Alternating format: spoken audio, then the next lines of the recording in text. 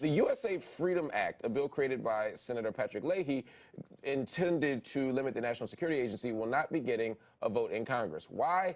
Because it didn't get enough support in cloture, the voting phase, before it can move onto the floor to receive an official roll call.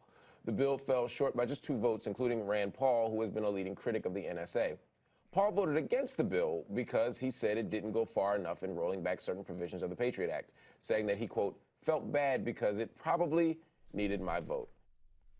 You might have heard about this executive action thing the president is likely going to hit Congress and the American people with on Thursday night, possibly even sooner. But there's wagering you hadn't heard much about the USA Freedom Act and how the NSA is breathing a huge sigh of relief at the moment. Welcome back to MidPoint. Republican Missouri State Representative and member of several committees, including Chairman of Government Oversight and Accountability, Jay Barnes. Jay, thanks so much for joining us again. Thanks for having me on. All right, Congressman, let's get to it here. The NSA reform bill is done, but why do I just feel like the folks at the NSA have just said, phew, we really dodged a bullet on this one? Well, they have. I mean, what you have is a bill that would have limited their powers, and there's fascinating politics on this. You had Rand Paul voting no because it wasn't strong enough. You had Ted Cruz voting yes because he understands the fundamental question here of reining in the NSA. And then you had Marco Rubio voting no because apparently he believes in this, what I believe is a fake argument about the fact that the argument that reining in the National Security Agency would harm national security. I think what we have is a fundamental question: what kind of country we want to become.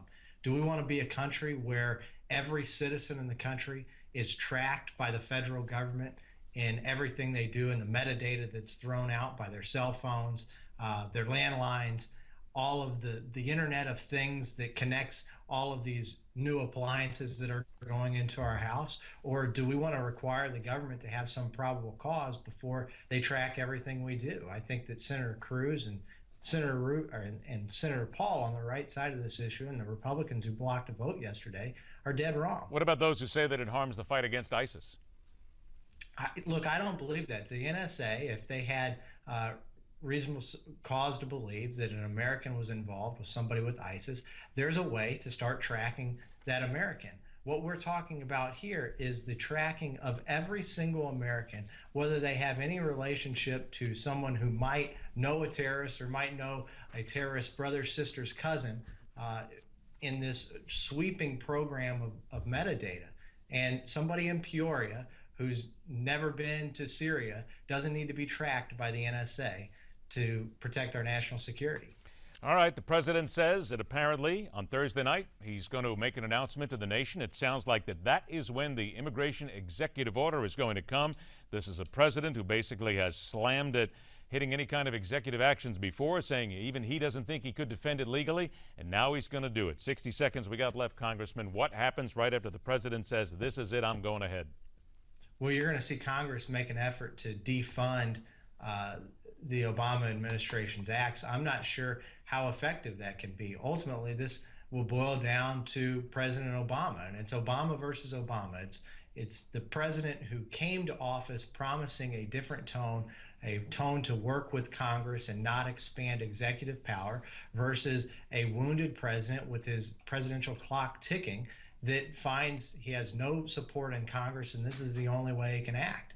The American people deserve a president who thinks long-term about respecting the separation of powers, and hopefully President Obama will rethink these actions, because whatever short-term victory he might gain, there's a long-term loss here to the American people. 20 seconds. What do you think the response will be from Republicans?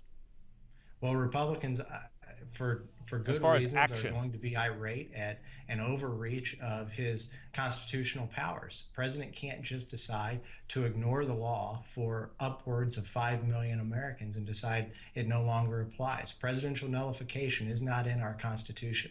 All right, let's see what happens. The president likely going to make his announcement on Thursday night, and then on Friday, it is Katie by the door. We'll wait and see what happens inside the Beltway. Jay Barnes, always a pleasure, my friend. Thank you so much. Thank you. All right, when we come back, have you ever heard a person who called you irrelevant? It's what the president is doing, and we'll talk with another lawmaker when we come back right here on MidPoint.